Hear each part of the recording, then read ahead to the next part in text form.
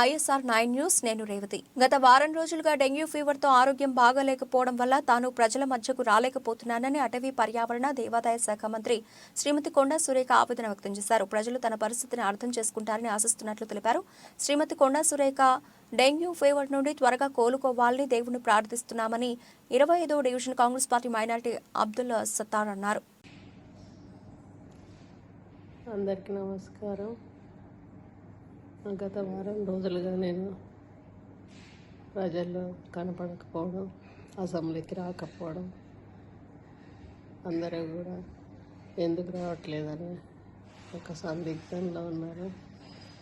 నాకు హెల్త్ బాగోలేదు, dengue fever వచ్చింది.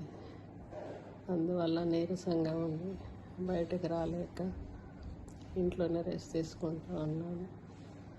గ్లూకోజులు ఎక్కుతూ ఉన్నాయి, యాంటీబయాటిక్స్ ఎక్కుతూ ఉన్నాయి. కాబట్టి ప్రజలందరూ అర్థం చేసుకుంటారని ఆశిస్తూ సెలవు తీసుకుంటాను.